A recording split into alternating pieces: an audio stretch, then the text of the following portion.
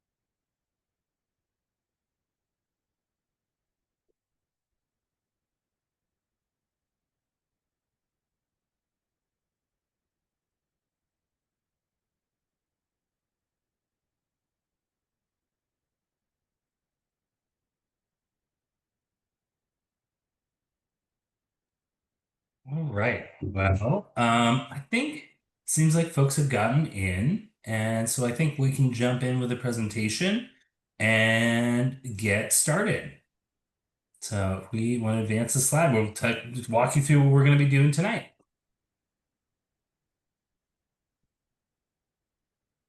So first, we're happy to introduce ourselves. We're going to go around and then we'll talk a little bit more about what we're going to be doing. So I'm Falco Schilling and I'm the Advocacy Director here at the ACLU of Vermont. Been with the ACLU for about 6 years at this point, and I oversee our work both in the legislature and engaging with folks like you out in the community. And I'm going to pass it over to Emmy. Oh, and I use he, him pronouns. Should have added that. Hi everyone, I'm Emmy. I use she, her pronouns. I am the new field manager with the ACLU. I'm going to be working very closely with volunteers both in and out of the State House, engaging our action team volunteers. So I am excited to meet you all, and I will pass it to Alex. Hi everyone, my name is Alex Grambliss. I use she, her pronouns, and I am a policy advocate here at the ACLU, primarily focused on basic needs policy, so things like economic justice and healthcare. I'm going to pass it along to Jordan. Hi everyone, my name is Jordan Souter. I use he, him pronouns. I'm also a policy advocate here at the ACLU Vermont.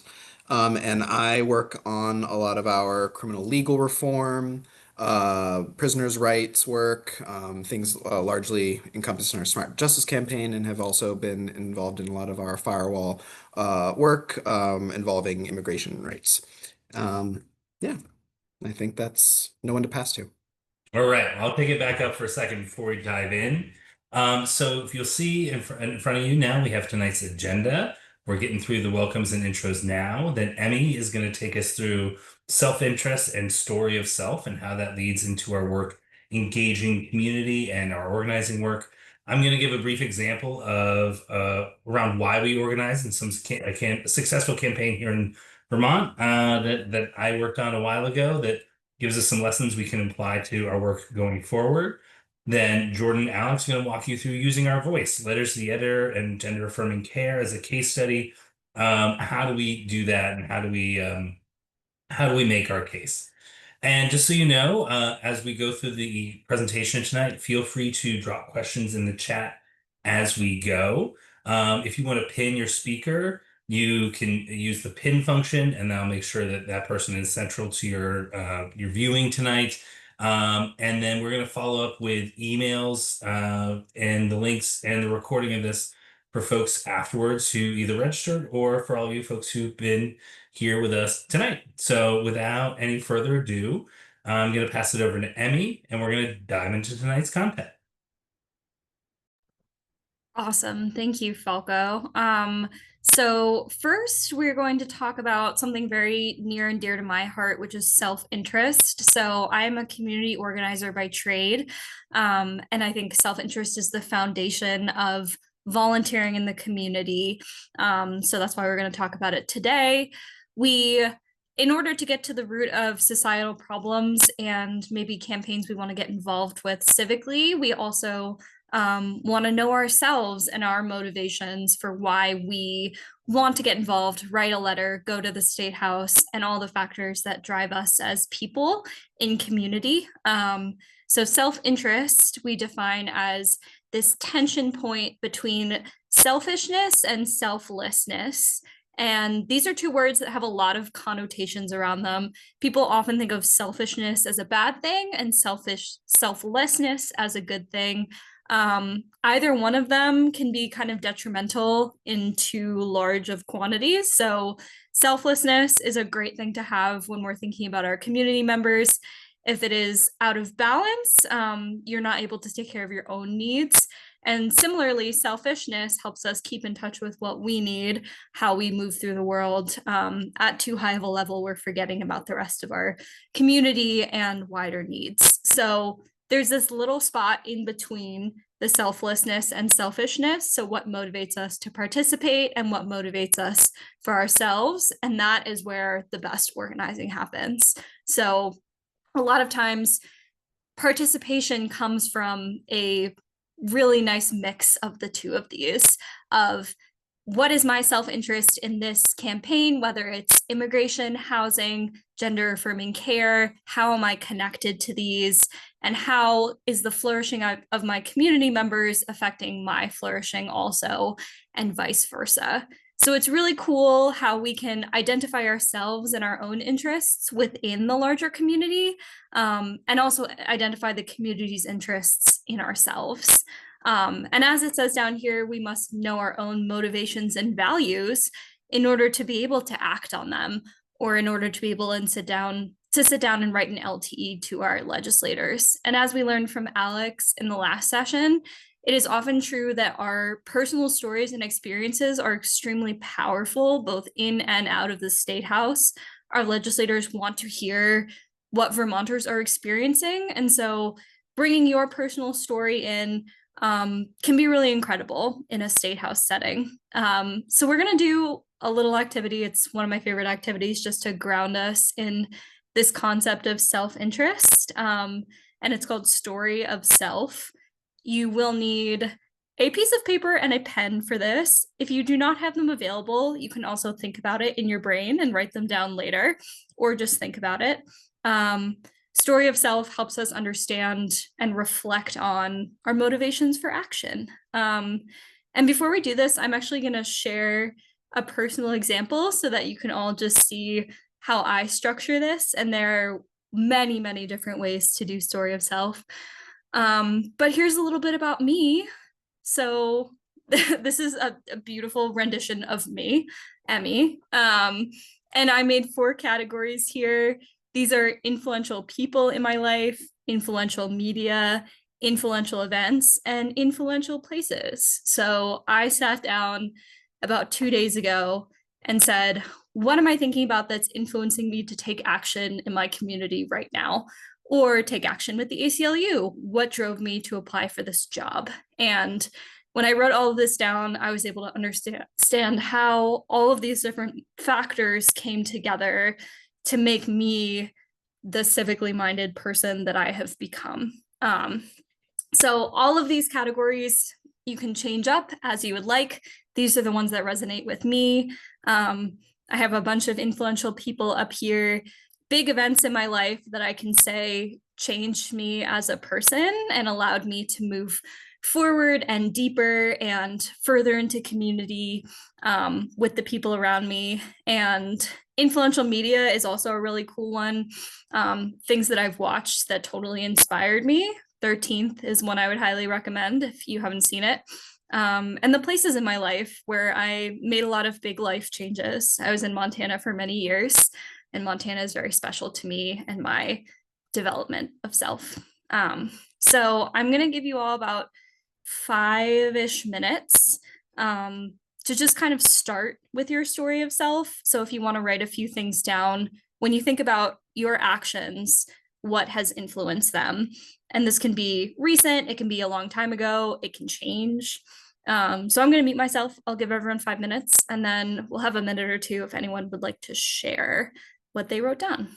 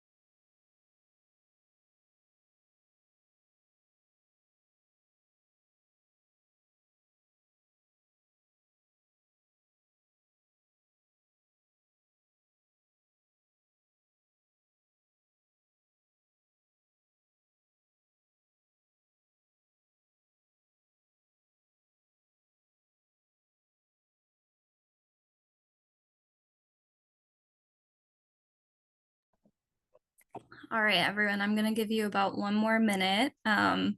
Obviously plenty of time to finish this on your own time if you want to come back to it. What we're gonna do is have folks raise their hands if anyone would like to share something from their story of self that has influenced them to take action. So about 30 more seconds and then I'll ask for hands.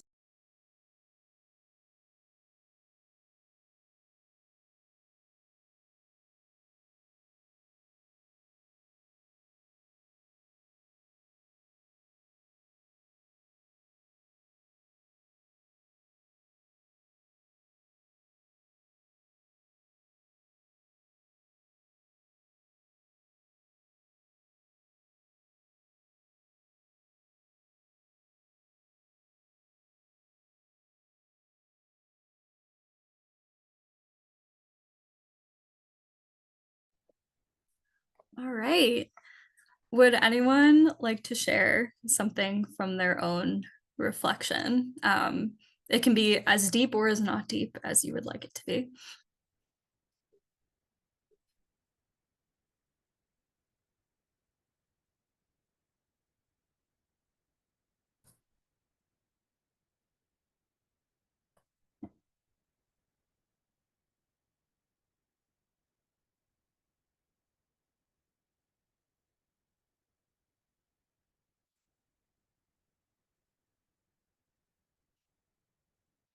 Anyone in the chat?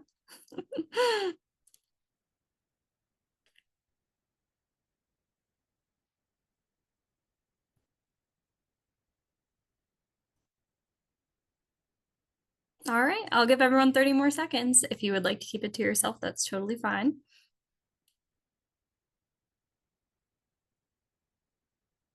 Aha, chat is disabled. That might be part of the reason.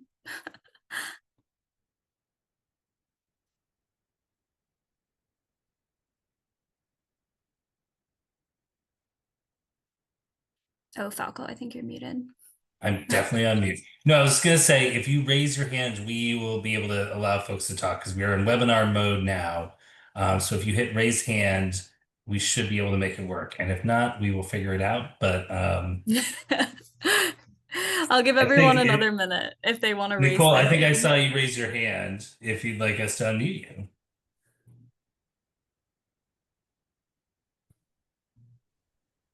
Sure, I can go. I was mostly trying to tell you that the chat was disabled. So I was but I'm happy to go. I actually had one of the same influential piece of media that you did, which is Evicted by Matthew Desmond.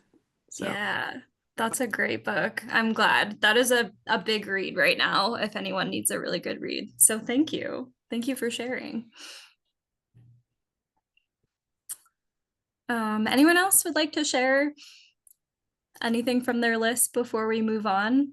And again, plenty of time to do this on your own too.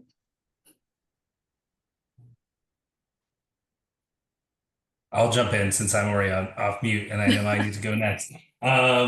There's a lot of things in here, but I always love talking about influential media. I think one book that I read that stuck with me on a couple reads is Devil in the Grove, which is all about the growth of the NAACP's legal strategy for civil rights in the South, and a very eye-opening read about Jim Crow, the vestiges of slavery, and how that's played out in our legal system, and just also a page turner. So great read, and one that has stuck with me for years, and I highly recommend to anyone who's interested.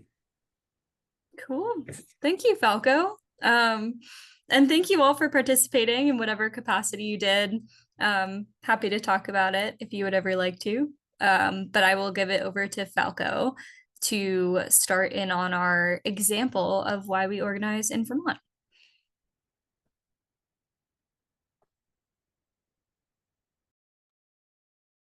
Thank you, Emmy. Thank you so much. And thank you for that. I'm going to be thinking about this. So I'm now going to spend about the next 10 minutes or so. Oh, can we go back one? Thank you. No, about the next 10 minutes or so, walking you all through an example of a campaign that I worked on.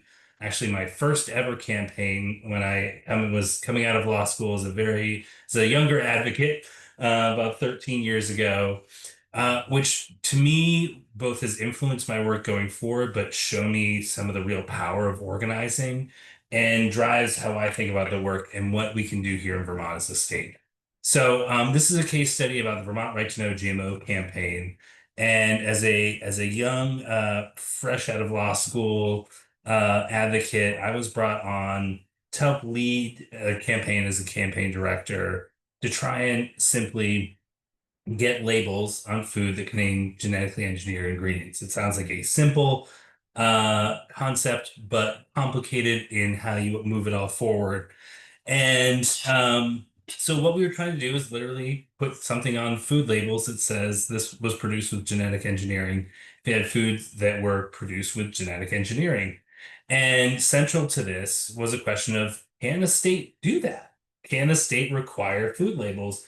And to be completely honest, part of the idea behind this was if one state can require something on labels of products, that would likely then have an influence on the rest of the nation's food system. And folks who were labeling for Vermont were too small of a market and they'd start labeling them everywhere. And we've seen things like this happen in other contexts. Like Vermont was the first state in the nation to require light bulbs that contain mercury to have a label on them so that folks knew if they not to throw them out into the trash because they can influence have really detrimental effects on the waste system. Things like Prop 65 in California, where products containing potentially cancer-causing elements are labeled as well. And so that was the goal when we started off. And so we worked with folks, we developed legislation that we'd seen in other states that had moved forward, and we thought could be a good thing to do here in Vermont. But having a good policy idea, or even just being right, is rarely enough to actually implement policy within the state house. And that's where organizing comes in.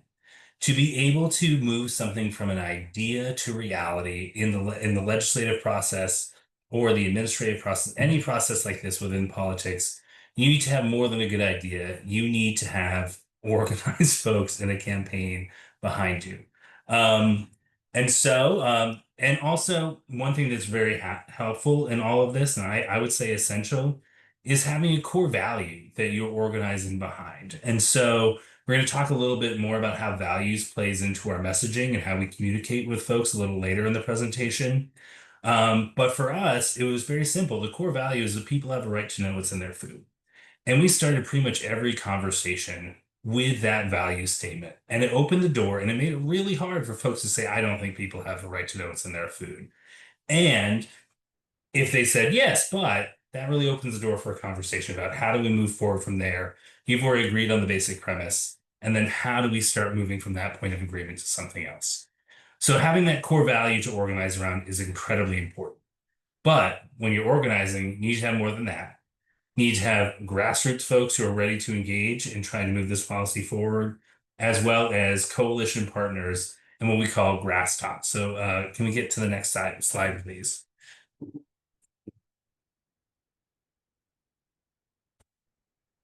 So in the next slide, what you're going to see, you see on the right, you can see my very first press conference as an advocate back in 2012. A little bit younger then, a little more hair on top, a little less on the face. And so you'll see this was announcing our very first petition that we launched around this campaign. And we're very proud of the fact that we got 2,000 people to sign our petition saying they want to know what's in our food. We have lawmakers standing behind us, some of which you might recognize, folks who are still in the State House today. And we made that announcement, and that we felt really good about that. That was a great starting place. So at that point, we had both legislation that we believed in, we thought did a really important job of threading the legal needles we needed to thread to be able to say we as a state can require these labels. And we were really starting to build that base of folks who are going to be turning out to help make sure that this piece of legislation move forward. They were going to keep contacting their legislators and make that happen. Because as I talked about a little bit last week, Vermont has a human scale democracy. Very few places do you have this much access to your elected officials within the state house. And folks can, folks in the state house don't have staff. They have to answer their own emails. You can talk to them in the grocery store. You can talk to them at the general store. And because they represent a smaller pool of people than maybe other folks in other states, they're responsive and they're very aware of what they're hearing from their constituents in their community. So that's where we started. We started building that base and we worked with coalition partners. You'll see No for Vermont, Rural Vermont. At the time, I worked for Vermont Public Interest Research Group, VPIRG, who you might know from knocking on your doors in the summer. And we used our collective, our collective networks to reach out and get folks signed on to this. And then we started building that coalition. We started bringing in other interested businesses. We started bringing in people who were producing food to see how this would impact them. And the more folks we brought in, the more legitimacy that campaign gained. And when I talk about coalition partners or grass tops are folks that might have more influence within a community. Sometimes it's because they have money. Sometimes it's they have a certain knowledge or they play a certain role as a business or something like that within a community. And so after we started building that grassroots base, we started building our grassroots, our grass tops and our coalition partners. And so you'll see on the right here, this is a picture of our free cone day that happened in the agriculture committee. You'll see that is that's Jerry Greenfield scooping ice cream for the House Agriculture Committee. Sometimes it doesn't hurt to get ice cream or free food in front of folks in the motivator, but it's also helpful for them to see that people who run big important businesses that will be impacted by your legislation are willing to be supportive and are behind it. So that was a definite highlight at the beginning of this campaign, but an example of how you want to build a broad-based coalition to be able to move these pieces of legislation forward. All right, next slide, please. So what you'll see right here, this is our very first public hearing on the bill. And I was pretty excited. And this is what we call in the campaign planning world a campaign peak. You need to have a number of campaign peaks that you're driving to and things you can organize to so you know when you need to turn your folks out, when you need to get that energy together, and when you're going to be able to have a big impact on the conversation that's happening. So this happened in the spring of the first year we started running this campaign. And at that point, it was an issue that, there was a little bit of question, is this worth it? Is it worth the time and energy? And we did our darndest once we got the opportunity to have a public hearing in the State House to turn folks out. We worked to get buses, bringing folks up from Brattleboro, bringing folks down from St. Albans, from over in Addison County, over in Rutland.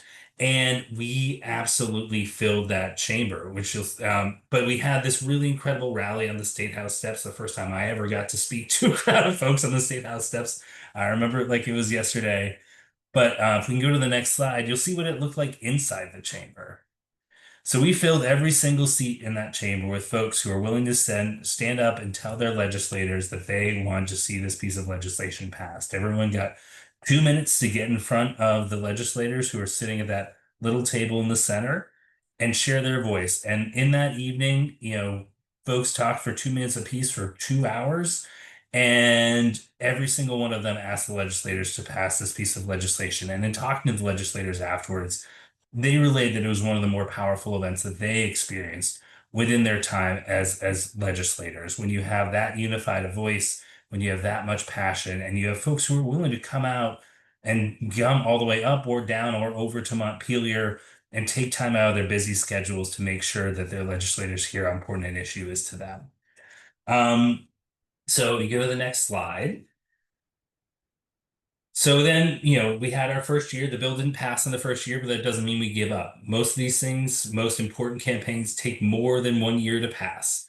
This bill eventually took 3 years. So that second year we came back. We built off of all the work that we had done in that first year, both in terms of laying the groundwork within the legislature, making our legal arguments, making it clear that this is something that we could do as a state and we should do as a state, as well as building our grassroots network. That coalition of about 2,000 people that we announced at the beginning had grown to a coalition of about 5,000 people and kept growing. And so this was our second opportunity for a public hearing where you see there's overflow. We weren't able to get the big room this time, but this was a regular hearing. We absolutely filled this room. Folks were going into the hall. People were in overflow rooms. And the interest did not stop. Folks kept coming out, they kept turning up, and we kept moving that campaign forward. Next slide. And as we built out that coalition, we brought in more businesses. We brought in all the co-ops across the state.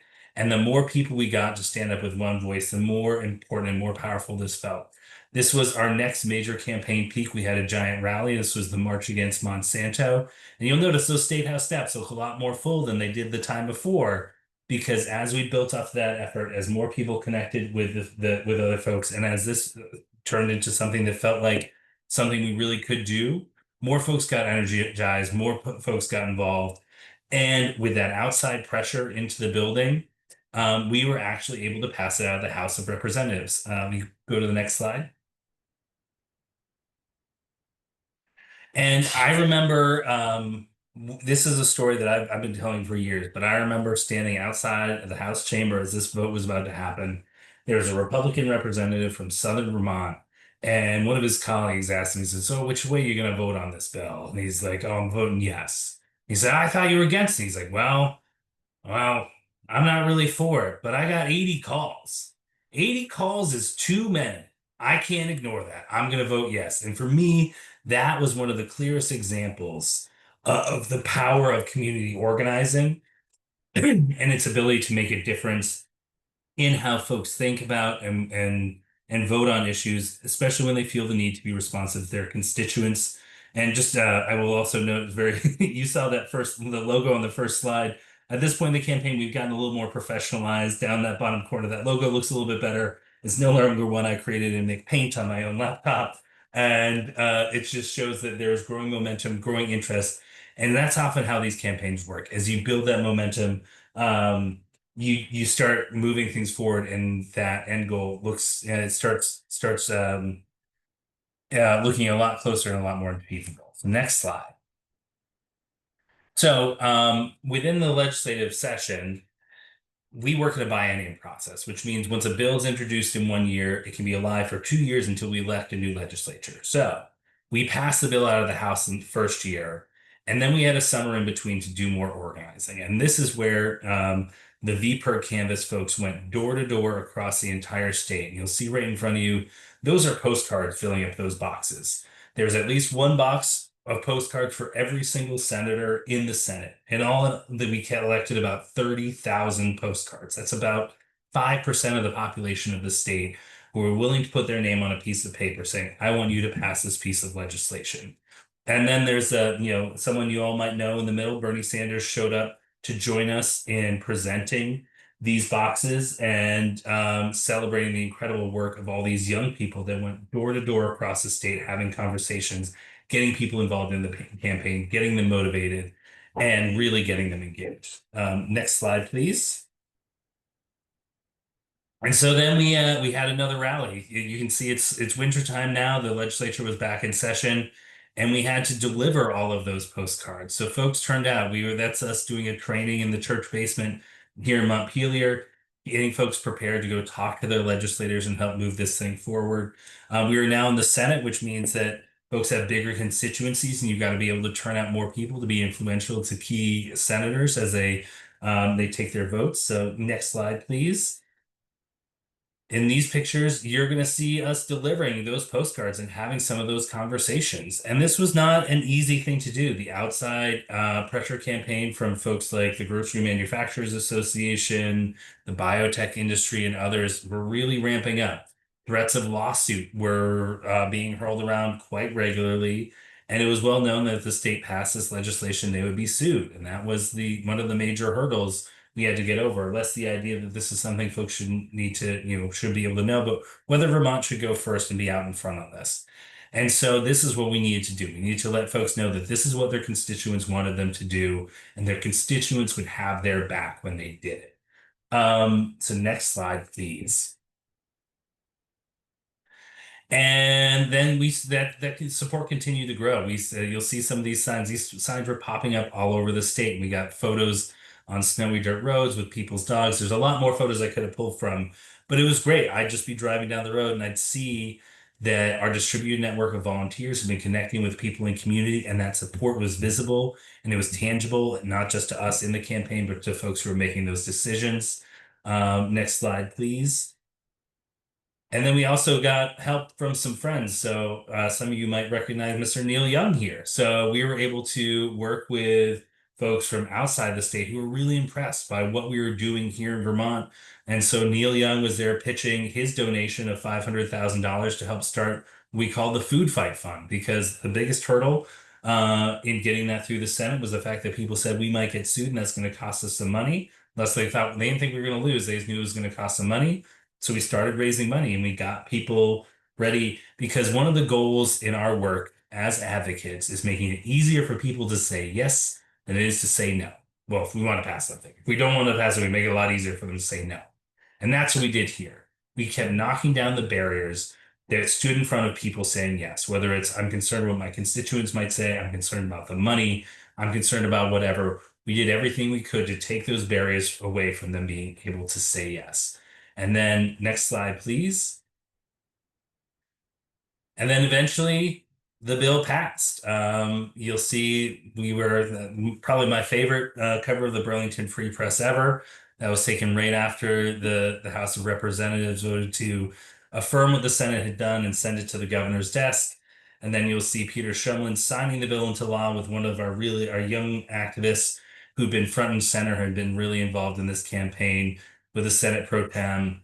And, this is something that even though you see those really joyful pictures of them signing the bill, I know even the governor was skeptical about this at the start of the campaign. But when he saw the public support behind it, he got behind it with full force, and it was something that was great to see. So next slide, please. And this is as just a picture of us at the actual bill signing I guess after the bill signing, after the bill went into law, after we actually started seeing labels on the food. Interestingly enough, you can still see those labels on a lot of food today. It then sparked, I'm not going to get into everything that happened after we passed that legislation here in Vermont, but it has changed food labels around the country. It prompted Congress to act, and Congress has now in a long battle about what those regulations should look like, but they're still working on labeling regulations. But in the meantime, many, many companies have started labeling voluntarily, especially if you look at things like breakfast cereals or bags of chips, things like that. You'll notice that little marker on there. I remember one time I was spending some time with friends and he picked up a bag of chips and he said, says it's produced with genetic engineering. What do you think that means? And I said, well, I have a story to tell you. But that's now more information that consumers have because of the work we did here in Vermont. And I share that story less about the campaign itself, but more to think about what that power of organizing can do, why we organize, why we get involved, and how that collective community action can overcome some pretty impressive hurdles, and we can do some really big things as a state. So I think with that, we're going to transition into a little bit more practical work about how do we make our case. And I'm going to start off talking about the formula we use here at the ACLU, and a number of other folks use this. We've borrowed this from the Opportunity Agenda, and there's a link to their website on the next slide. And so as we structure our communications, I talked to you a little bit before about the importance of the core value. Values are our most fundamental principles, and they're ideas. They're essential to our personal and national identities, so essential that violating them seems unthinkable. They're also really powerful communication tools. They're a means of establishing a human connection that can cut through stereotypes and partisan suspicion, and leading with facts, as I talked about before, and figures can reinforce the idea, but it doesn't do as much to persuade, especially in this age where people are very suspicious of facts and figures and fake news. But leading with values, like as I talked about before, activates emotions and opens an audience's hearts and ears to the message and finds a place of common understanding. So, next slide, please. When we are crafting communications, we generally use this template that we borrowed from folks at the Opportunity Agenda. And it's called Value, Problem, Solution, Action. We often refer to it as the VPSA. And one of the things that is an instinct that is hard to fight, and I have to fight it a lot, is when you're trying to communicate to someone about something that's wrong, it's really easy to leave the problem. That's always my first instinct is this is the problem, we need to fix it. But taking that minute to try and identify what are those shared values that problem is impacting can be really, really helpful in making that initial connection. And so I said before, leading with values creates broad points of agreement and shared goals that will resonate with nearly every audience. And so oftentimes this can be a broader statement. So, it can be if depending on what you're working on. So as I said before in our previous campaign, it was everyone has a right to know what's in their food. As we do our work, it can be things like everyone has a right to have a roof over their head, or no one should have to go hungry. These are some really basic values, and you can think about what is that core value you're trying to get at, and why are you activated to work on this problem? And being explicit about the problem and how it threatens the values creates a sense of urgency and connects the individual stories to broader systems and dynamics. So when you lead with the value, you then talk about the problem that's making it so we're not achieving that value. So all communities should have the resources they need to thrive. But right now, underfunding our systems and supports leaves people vulnerable and makes people concerned about the state of our communities. And then you can talk about specifically what might be happening there. Then that's when you come in with a solution. Offering a solution gives an audience a sense of hope and motivation. Not only you have the shared value, and then you talk about how the current situation is not supporting that shared value, but you give people a path forward. It's not just about what the problem is, it's about a path forward. And that's why we're having these communications in the first place. And offering that solution gives the audience a sense of hope, a sense of motivation. And the best solutions are connected directly to the problem offered and make it clear where the responsibility for change lies. And so we want to identify who can solve this. So there's a solution. These people can do something, and then you give them an action.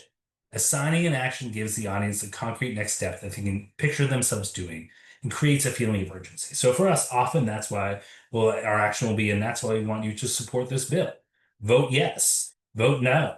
And trying to make that very clear, especially when we're talking to legislators and other decision makers, the shared value we have, what problems impacted them, a solution that can put us back in line with our values, and what they can do about it today to take action.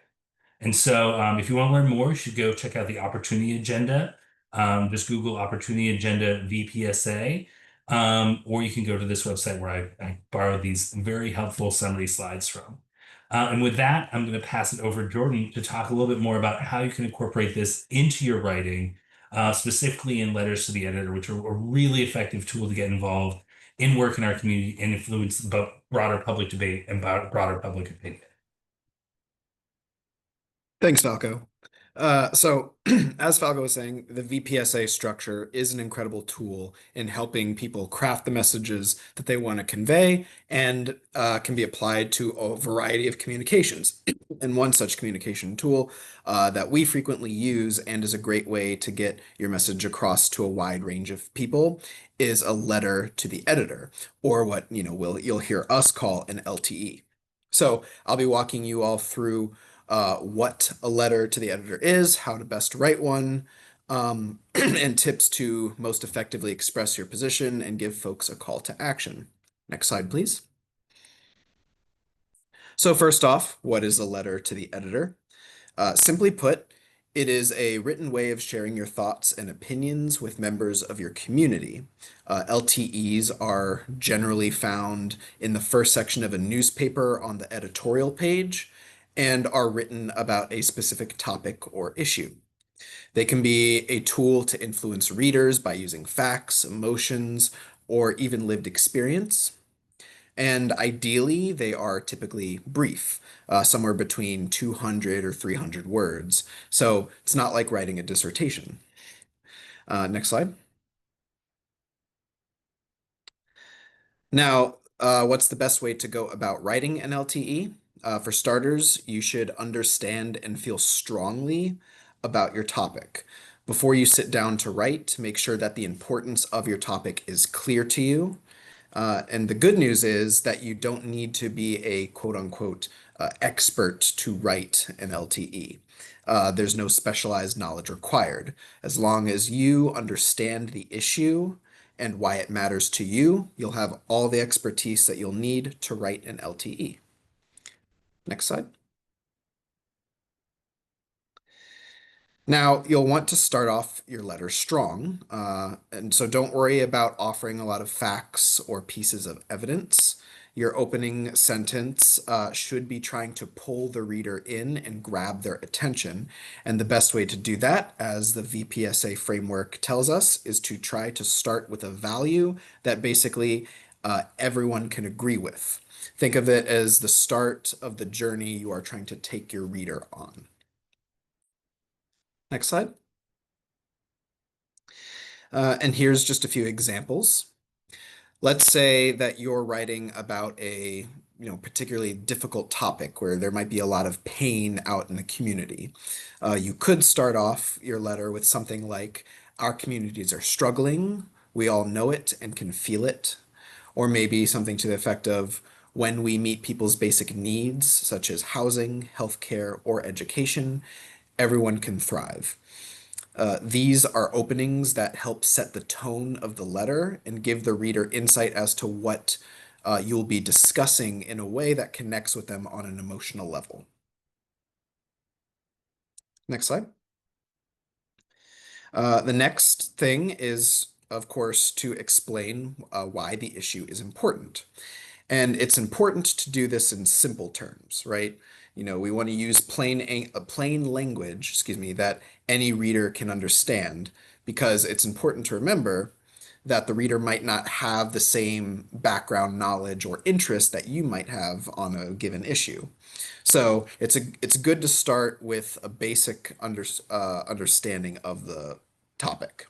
And also, if you're writing to push for a specific outcome, be clear as to why that outcome would be a good one for the reader and for people generally.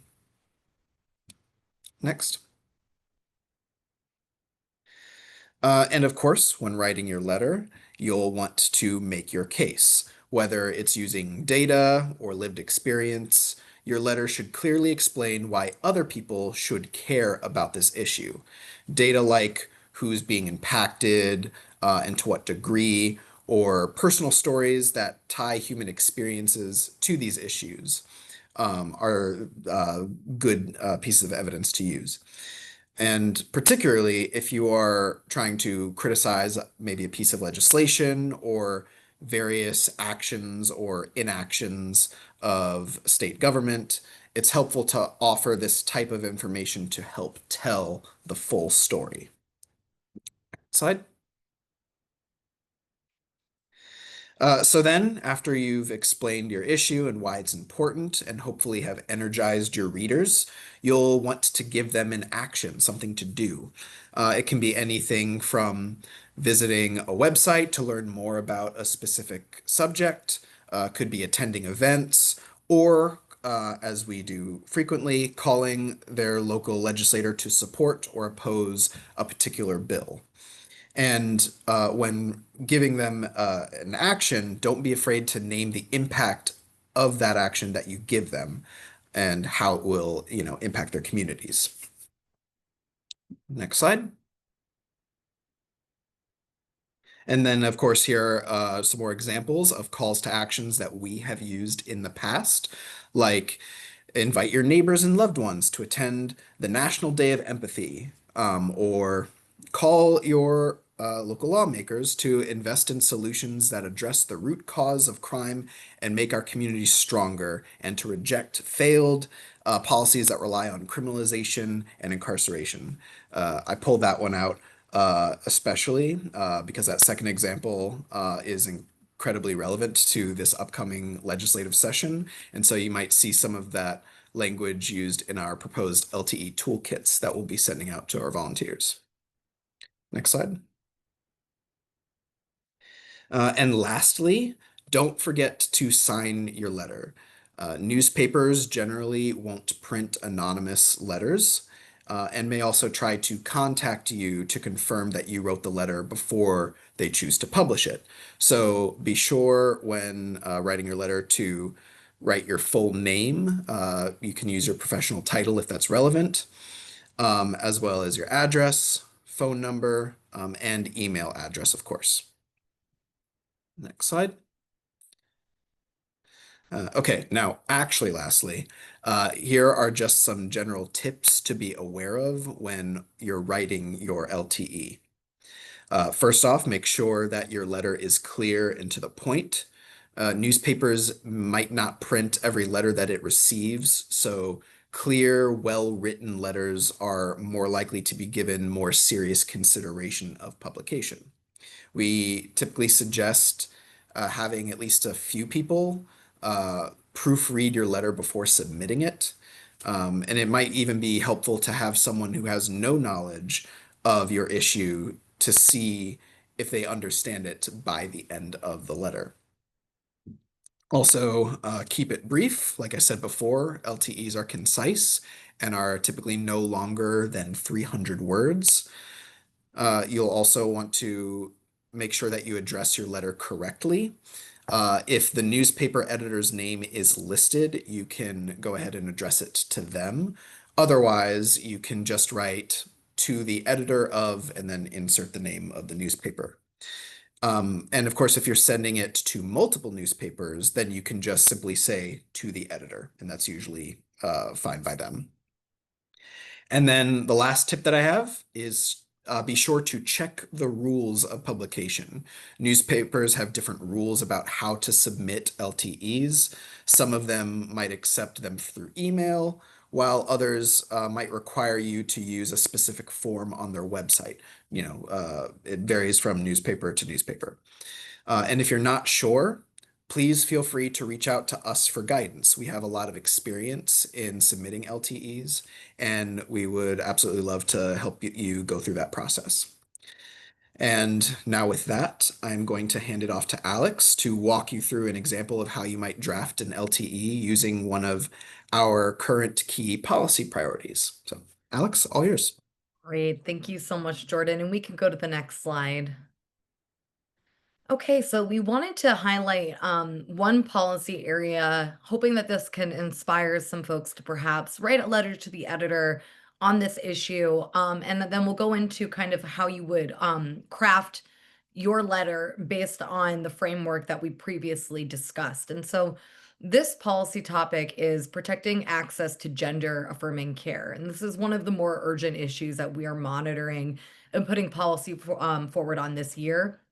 And essentially, what we are hoping to do is ensure that patients and providers have the resources that they need to continue to access gender affirming care in the face of changing federal regulations and prohibitions. And so, Just for some context about this issue, and one of the reasons why we wanted to highlight it here is to kind of talk through what's happening and let folks know about it. The Trump administration knows that it doesn't have the power to unilaterally ban gender affirming care.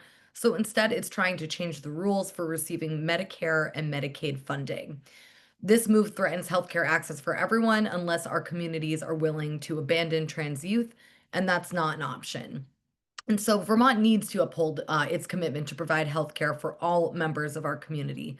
This year, the Vermont legislature will need to take action to protect access to gender affirming care for youth across our state. And it's our collective responsibility to condemn these dangerous and discriminatory attacks and affirm the rights, dignity, and humanity of trans youth. Right now, we are going to be working on sending out an action to you all, urging legislators to recommit to advancing protections and, if needed, funding solutions that preserve equal access to healthcare for everyone. We can go to the next slide. And so here we have listed some sample talking points, and just want to let you all know, feel free to borrow these and take these and kind of use them as a starting point for anything that you might want to be drafting. And I'm going to go through them all, and then I'm going to talk a little bit about that communications framework around values. So some sample talking points are: with trans rights attack under attack nationally and in our own backyard, the announcement of federal changes that will seek to drastically restrict access to gender affirming healthcare, standing up for these critical freedoms has never been more important. Patients and providers deserve to seek access and deliver gender affirming healthcare without fear or shame. Although the potential rule change appears to be yet another attempt to erase trans people from public life, our laws still require equal access to healthcare. These rules are just the latest attempt by this administration to stand between families and their doctors.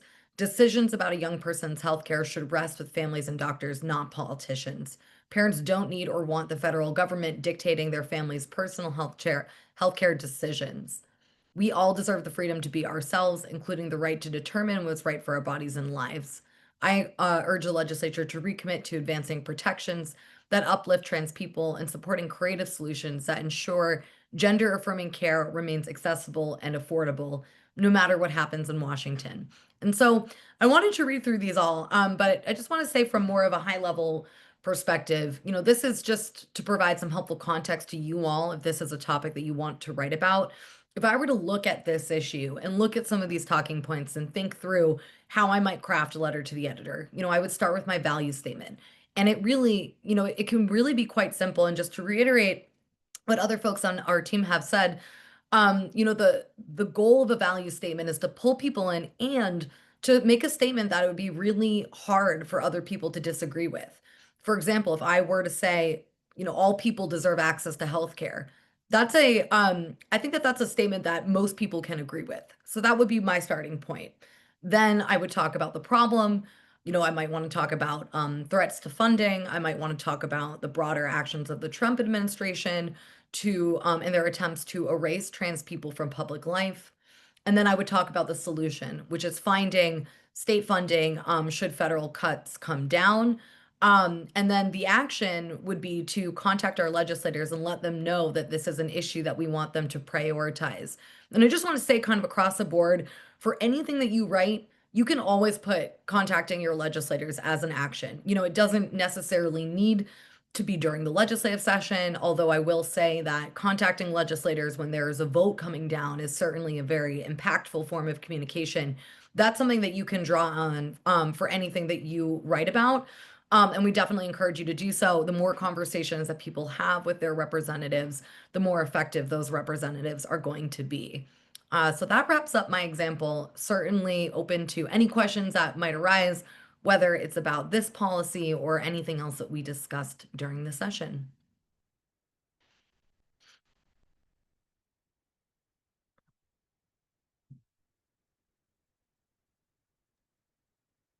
Thank you so much, Alex and Emmy and Jordan. I really appreciate it. And thank you all for being here tonight. We have a few more minutes. If there's any questions folks want to throw in the chat, we'd be happy to answer them.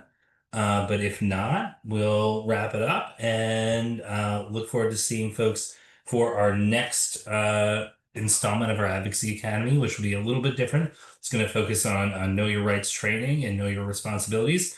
We're very excited. We'll be bringing in some folks, some support from our legal colleagues down the hall here at the ACLU of Vermont. But just take one more minute and see, is there any questions?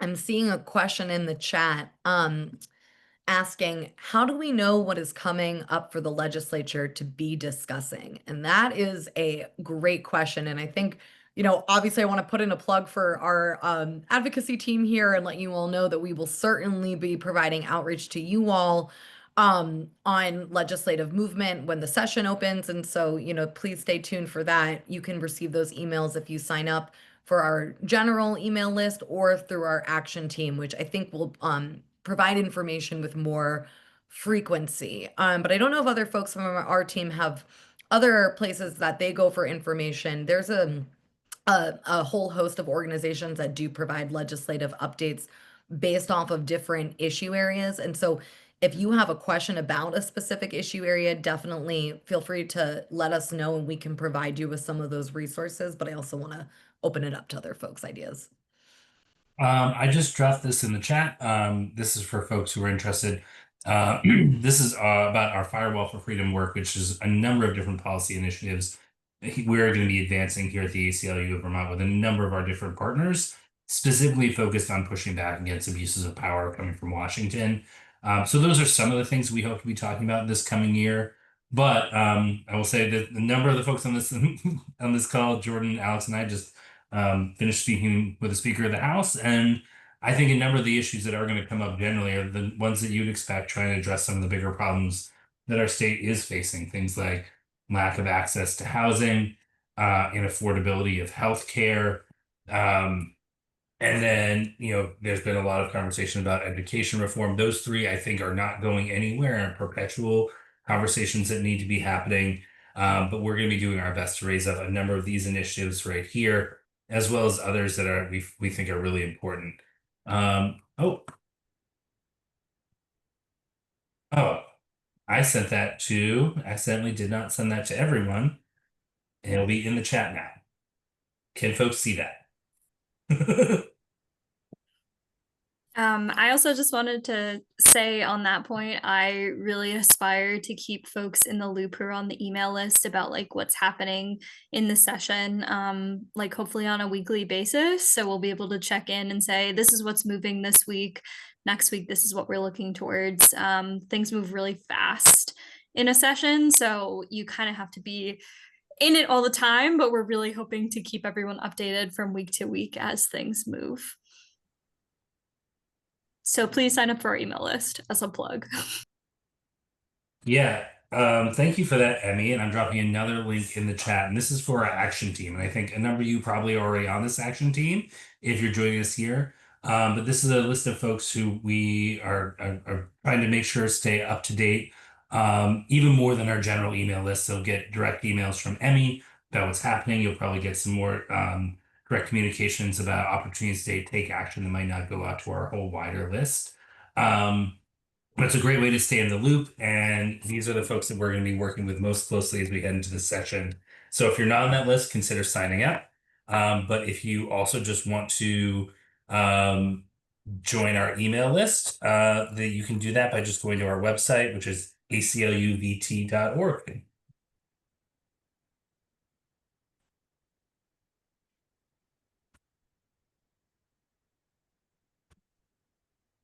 Which I said is .com last time and didn't mess up this time, so I'm very proud of myself. All right. With that, I just want to thank everyone for joining us again tonight. Really, really appreciate it. We hope this is helpful. We're going to be sending this out as a recording if anyone wants to dig into this again, and feel free to share it with your friends, your family, your colleagues, anyone who you think might be interested. Just thank you so much for joining tonight, and thank you for all you do, and have a great evening. Thanks, everyone. Thanks, everyone. Have a good night.